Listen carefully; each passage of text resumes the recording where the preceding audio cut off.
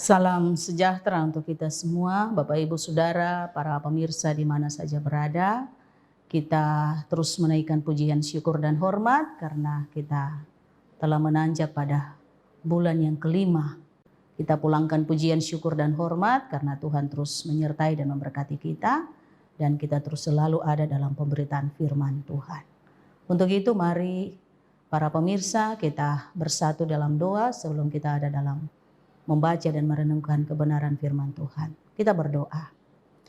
Kami menaikkan pujian syukur hormat kami kepadamu Tuhan. Karena Engkau menjaga, menyertai, menuntun kami sehingga kami ada di bulan yang baru, bulan yang kelima di tahun 2022. Sungguh banyak hal yang kami alami dan kami rasakan bersama dengan Tuhan. Kalau kekuatan kami sendiri kami tidak ada sebagaimana kami ada sampai di hari ini. Tapi karena semua cinta kasih penyertaan perlindungan Tuhan, maka perkenan Tuhan, napas hidup itu Tuhan masih perkenankan bagi kami. Untuk itu kami pakai untuk memuji memuliakan nama-Mu, tapi juga kami belajar untuk ada dalam pemberitaan firman. Maka mendasari pemberitaan firman Tuhan di hari ini, kami mohon kiranya kuasa Roh Kudus menyertai kami sekalian. Terima kasih Bapa Surgawi, ampuni kami dari salah dan dosa yang kami lakukan. Supaya pemberitaan firman Tuhan tidak sekedar kami dengar, tapi mampu kami kerjakan di dalam iman dan perbuatan kami. Kami perlaskan pemberitaan firman Tuhan yang adalah firman-Mu di dalam nama Allah Bapa, Yesus Kristus dan Roh Kudus. Amin. Kita hendak ada dalam pemberitaan firman Tuhan di hari ini di dalam Alkitab Perjanjian Baru 1 Korintus pasalnya yang ke-15. 1 Korintus pasalnya yang ke-15 ayat 1 dan ayatnya yang kedua yang berbicara dengan perikop tentang kebangkitan Kristus. Ayatnya yang pertama dan kedua, dan sekarang saudara-saudara, aku mau mengingatkan kamu kepada Injil yang aku beritakan kepadamu dan yang kuterima dan yang di dalamnya kamu teguh berdiri. Oleh Injil itu kamu diselamatkan, asal kamu teguh berpegang padanya, seperti yang telah kuberitakan kepadamu. Kecuali kalau kamu sia-sia menjadi percaya. Demikian firman Tuhan bagi kita sekalian, yang dikatakan berbahagia Bapak Ibu Saudara para pemirsa di mana saja berada dan mengikuti taburah Injil melalui Klasis GKIPN Selatan, dikatakan berbahagia dengan terus mendengar dan melakukan kebenaran firman Tuhan. Kita masih ada dalam suasana kebangkitan Tuhan Yesus. Dan tentu kuasa kebangkitan Kristus bagi kita itu sesuatu yang sudah nyata dan sungguh luar biasa. Oleh sebab itu pekerjaan Tuhan tidak ada yang biasa-biasa saja. Semua menjadi sesuatu yang luar biasa. Mengapa Bapak Ibu Saudara? Karena setiap kita tidak ada yang bisa melakukan sesuatu yang sudah dikerjakan oleh Allah di dalam Tuhan kita Yesus Kristus. Maka kita patut menaikkan pujian syukur hormat kita kepada Tuhan. Kuasa kebangkitan Kristus bagi kita di hari ini menjadi tema untuk kita renungkan dalam menapaki minggu-minggu kehidupan yang kita jalani bersama dengan Tuhan. Bapak Ibu, saudara-saudara, para pemirsa yang diberkati oleh Tuhan, catatan dari Rasul Paulus kepada jemaat di Korintus dalam suratnya, ketika Paulus mengirimkan surat kepada jemaat di Korintus, Paulus menjawab berbagai-bagai pertanyaan, persoalan, masalah di dalam jemaat-jemaat di mana dia kunjungi. Dan salah satu adalah jemaat di Korintus. Ada hal-hal yang juga terjadi seperti kita pada masa sekarang di dalam persoalan kehidupan pelayanan. Dan itu menjadi catatan yang harus juga disampaikan kepada jemaat di Korintus. Dalam hal ini Paulus membimbing mereka, menuntun mereka untuk kembali menyadarkan pemahaman, pemikiran bahwa sesungguhnya pengajaran Tuhan itu sudah dan sedang terus dikerjakan oleh setiap utusan Tuhan. Baik itu para nabi, para rasul, sampai kepada jemaat Korintus di mana kita membaca di hari ini. Masalah perselisihan, Masalah perselisihan yang terjadi di dalam jemaat di Korintus yang membuat bisa-bisa saja terjadi perpecahan di dalam persekutuan itu sendiri. Tapi juga persoalan-persoalan sikap seorang Kristen yang sesungguhnya tidak berlaku seperti apa yang Tuhan sudah ajarkan. Sehingga sikap antara satu dengan yang satu, jemaat dengan jemaat yang lain, tidak melahirkan sesuatu yang harmonis. Dan disitulah Paulus mengirimkan suratnya untuk mengingatkan mereka. Tapi di sisi lain Paulus tetap mengajarkan bagaimana cara menyembah Tuhan yang baik. Dan juga hal-hal yang kita dapati di dalam kehidupan berjemaat. Dan kita tahu bahwa Rasul Paulus menulis surat itu karena dia mau menyatakan bagaimana Allah itu berkuasa. Dan tentunya melalui Yesus Kristus. Pengajaran tentang kematian dan kebangkitan Yesus Kristus. Sehingga itu pun yang menjadi berita untuk disampaikan kepada jemaat-jemaat di mana ia menulis surat. Dan lebih khusus kepada jemaat di Korintus. Rasul Paulus menyampaikan bagaimana sikap yang benar sebagai seorang Kristen untuk hidup di dalam persekutuan. Semuanya itu karena Injil.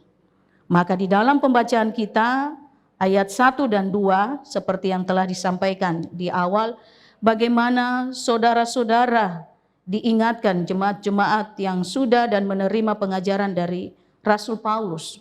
Mau diingatkan untuk kembali melihat bagaimana peranan daripada Injil itu sendiri. Dan Injil itu sendiri adalah Yesus Kristus yang telah diberitakan dari waktu ke waktu dengan segala pengajaran. Dan Injil itu adalah Yesus Kristus sendiri yang telah menyatakan dirinya sebagai pribadi yang mati dan bangkit untuk bisa melakukan yang terbaik dan membawa umat Tuhan menjadi hidup dalam persekutuan, kesaksian dan pelayanan.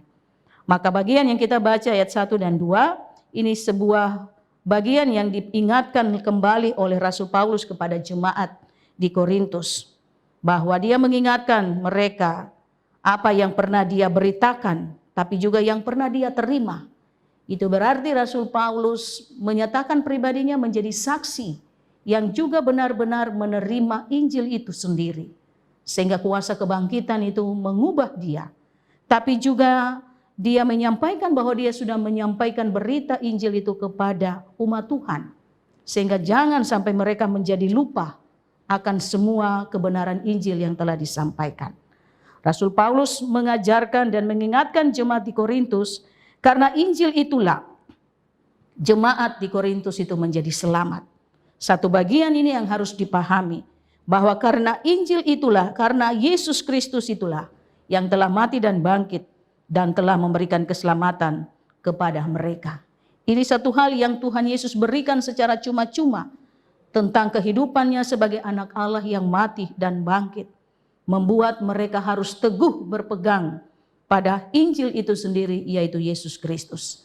Sehingga dari bagian ini menuntun umat Tuhan di jemaat Korintus untuk tahu bahwa segala hal persoalan, perselisihan, atau hal-hal yang menjadi tantangan itu dikembalikan nilai yang sesungguhnya dan sebenarnya, yaitu bagaimana kekuatan Injil, kebenaran Injil, yaitu Yesus sendiri yang sudah menopang mereka untuk ada.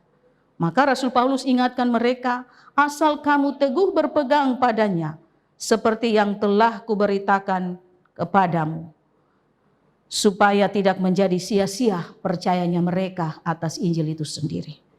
Bapak Ibu Saudara, para pemirsa di mana saja berada, bagian firman Tuhan ini juga diperuntukkan untuk kita pada masa sekarang. Banyak orang Kristen di antara kita yang berkata bahwa saya percaya Yesus. Tetapi apakah sudah melakukan apa yang Tuhan perintahkan? Ini pergumulan panjang sepanjang kita hidup.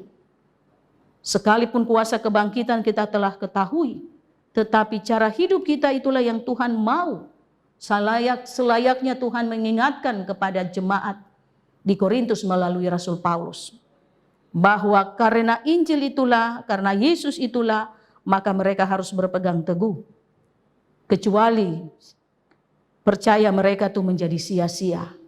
Mereka tidak mengimani lagi apa yang telah dilakukan Tuhan Yesus. Tapi sesungguhnya semua orang Kristen pada masa sekarang sudah tahu cerita tentang kematian, kebangkitan, bahkan penampakan Tuhan Yesus.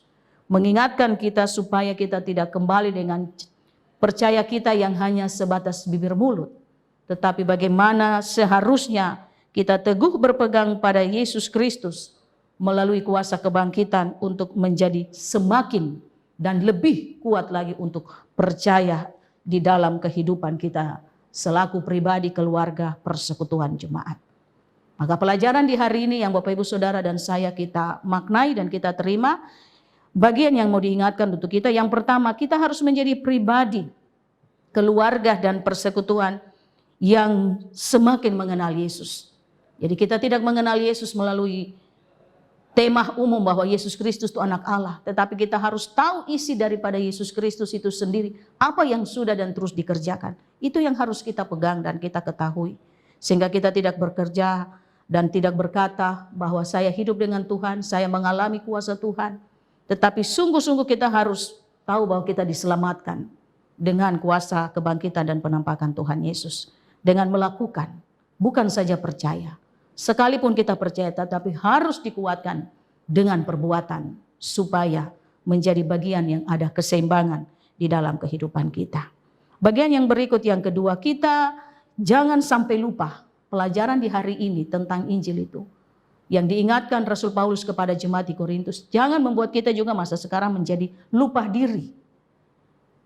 Bahwa kita harus tetap teguh berpegang pada Yesus Kristus. Sikap kita, keberadaan kita, etika, cara hidup kita. Kita harus tunjukkan bahwa kita memiliki jati diri Kristus. Di dalam persekutuan pelayanan di mana kita berada, lingkungan di mana kita bekerja, dan di mana saja kita tampilkan bahwa kita tahu tentang Injil, yaitu Yesus Kristus sendiri. Dan bagian yang terakhir, kita harus menjadi pribadi yang bersaksi. Selayaknya Paulus menerima apa yang Tuhan Yesus kerjakan bagi dia, maka dia pun membagi kepada jemaat di Korintus. Itu berarti Bapak Ibu Saudara dan saya, kita juga harus berlaku demikian. Kita menjadi saksi, bukan pada orang-orang tertentu yang harus bersaksi tentang Tuhan, tapi semua Bapak Ibu Saudara dan saya, siapapun. Oleh sebab itu mari kita hidup berkenan di hadapan Tuhan. Bapak Ibu Saudara, tidak ada waktu lagi untuk kita santai-santai. Menurut saya mau seperti begini. Tapi kita harus hidup menyesuaikan diri dengan Tuhan. Karena Injil itulah yang membuat kita selamat. Maka kita harus menghargai pengorbanan Tuhan Yesus. Sampai kepada Injil yang sudah merubah kita dari cara hidup kita yang fana, yang gelap, kafir. Tetapi pada akhirnya Injil itu sudah membawa kita ada di dalam terang. Dan Injil itu adalah Yesus Kristus melalui kuasa kebangkitan. Mari kita nyatakan siapa diri kita di hadapan Tuhan dan sesama. Supaya hormat dan kemuliaan bagi nama Tuhan, itulah yang kita persembahkan untuk Tuhan. Sampai Tuhan akan datang, kita pun juga mempertanggungjawabkan hidup kita. Kiranya kuasa Roh Kudus menolong kita, supaya kita mampu dan menyatakan Injil itu adalah Yesus Kristus melalui kuasa kebangkitan. Hari ini kekal sampai selamanya. Amin. Kita berdoa. Kami berterima kasih karena hari ini kami diingatkan, tapi juga kami dikoreksi, mengevaluasi hidup kami.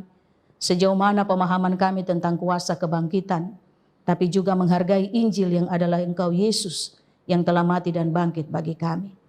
Tuhan tolong kami supaya kami semua terus pahami kebenaran firman-Mu. Kadang kami berkata kami percaya, kadang kami berkata kami tahu Yesus. Tetapi sebanyak-banyak hidupnya kami, banyak pula juga yang kami belum menyatakan dengan baik dan benar. Ampuni kami ya Tuhan dari segala salah dosa kami. Supaya dari kami semua kami saling mengingatkan, saling menegur, saling mendoakan. Sehingga persoalan-persoalan di dalam jemaat, dalam pekerjaan pelayanan tidak memecah belah kami. Karena Yesus Engkau datang untuk menyatukan kami, bahkan menghapus salah dosa kami. Terima kasih untuk kebenaran firman-Mu. Berkati terus kehidupan kami ya Tuhan, setiap orang percaya, pribadi, keluarga, dan persekutuan. Berkati program Tabura Injil Klasis GKI Selatan untuk semakin terus memperluaskan pekerjaan Tuhan melalui program ini. Berkati semua kru yang terus bekerja, berikan mereka berkat-berkat yang tidak mampu kami berikan secara manusiawi. Bahkan Tuhan memberkati setiap kami yang memberitakan firman Tuhan, setiap umat yang mendengarkan, sehingga pada akhirnya kami semua akan mempertanggungjawabkan kehidupan kami kelak Tuhan datang dan menjadi hakim atas diri kami. Terima kasih Bapa dalam surga, Inilah doa syukur permohonan kami. Segala yang menjadi kehidupan kami, pergumulan, persoalan, tantangan masa depan dalam pekerjaan pelayanan, baik di tingkat sinode klasis dan jemaat-jemaat. Bahkan Tuhan juga memberkati kami di Kabupaten Kepulauan Yapen, supaya setiap kami terus menyembah Engkau dalam roh dan kebenaran. Terima kasih Bapa Surgawi. Kiranya kasih karunia dan damai sejahtera-Mu dari Allah Bapa di dalam Yesus Kristus dan di dalam kuasa Roh Kudus memberkati kami sekalian. Amin. Demikian Bapak Ibu Saudara para pemirsa, kiranya kasih Kristus menyertai kita dan kuasa kebangkitan terus membawa kita semakin mengenal Yesus di dalam kebenarannya yaitu Injil. Shalom.